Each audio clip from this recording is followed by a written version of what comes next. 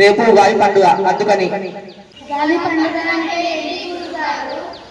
తెలుగు వారికి కొత్త సంవత్సరం ప్రారంభమయ్యే రోజు. ఈ పండుగ ప్రత్యేకత ఏంటి గురువు గారు?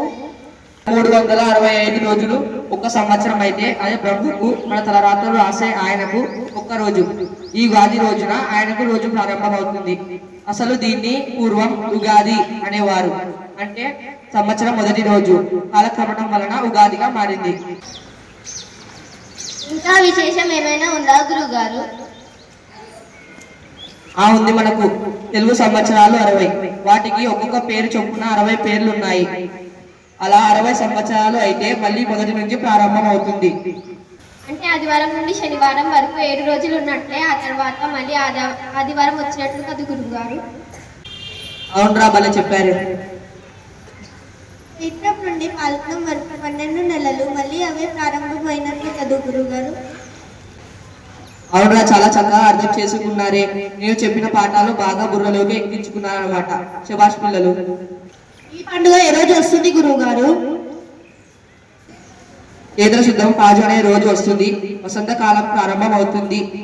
చెట్ల లేత చిగుళ్లతో ప్రకృతి అంతా పచ్చగా అందంగా కనిపిస్తుంది. కోకిలల కూకు రాగాలు వింటాం. ఓహో, అందుకోసమైనా మా పెరటిలో ఎండిన చెట్టు పచ్చగా అవుతుంది గురువు గారు? అవునమ్మా. రోజు ఏం చేస్తాం గురువు గారు?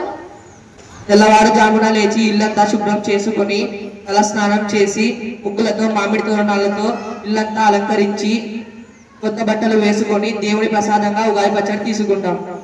ఉగాది పచ్చడి అంటే ఏంటి గురువు గారు? లేదు,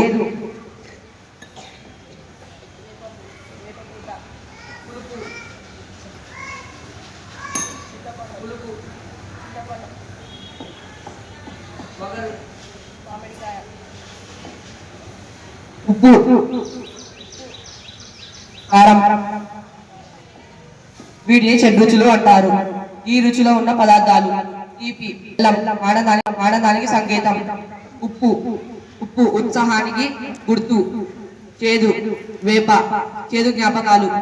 పులుపు చింతపండు, నేర్పుగా వ్యవహరించటం. వగరు మామిడికాయ, కొత్తగా వచ్చే పంట కదా, కొత్త సవాళ్ళు ఎదుర్కోవడానికి. కారం కారం సహనం కోల్పోకుండా ఉంచుటకు, అంటే జీవితంలో కష్టం, సుఖం, ఆనందం, విచారం, సమస్యలు, చెడు అనుభవాలు వస్తూ పోతూ ఉంటాయి. వాటికి కుంగిపోకుండా ముందడుగు వేస్తూ సమస్యలను నిలదొక్కుకోవాలని దాని అర్థం. అర్థం ఉందా గురువు గారు? ఇంకా ఏమి చేస్తారు గురువు గారు? రకరకాల పిండి వంటలు చేస్తారు. అంతేకాకుండా పంచాంగ శ్రవణం చేస్తారు. పంచాంగ శ్రవణం అంటే ఏంటి గురువు గారు? పంచాంగ శ్రవణం అంటే అలా జరుగుతుంది. అంటే దేవాలయాల్లో ఆ సంవత్సరం అంతా ఏ రాశులు ఏ విధంగా ఉంటాయి, గ్రహాలు ఎలా సంచరిస్తాయి, వాటి వల్ల కలిగే లాభ నష్టాలు అన్ని చెబుతారు. అంతేకాకుండా మన రాశి నక్షత్రాలు ఆ సంవత్సరం ఎలా ఉంటాయో చెబుతారు. దీనివల్ల మనం ముందు జాగ్రత్తలు తీసుకోవచ్చు. అంతేకాకుండా సాంస్కృతిక కార్యక్రమాలు కూడా ఉంటాయి. పండుగ అంటే ఎన్ని విశేషాలు ఉంటాయో గురువు గారు? మీకు కూడా ముందుగా ఉగాది శుభాకాంక్షలు గురువుగారు. ఈ విషయాలు మా స్నేహితులకు, మా ఇంటి పక్కన వారికి, మా ఇంట్లో వారికి చెబుతాము గురువుగారు. అన్నట్లు ఇప్పుడు వచ్చేది 40వ పరభావ ఉగాది. మీ అందరికీ ముందుగా ఉగాది శుభాకాంక్షలు. మీకు కూడా ముందుగా ఉగాది శుభాకాంక్షలు గురువు గారు. ధన్యవాదములు గురువు గారు.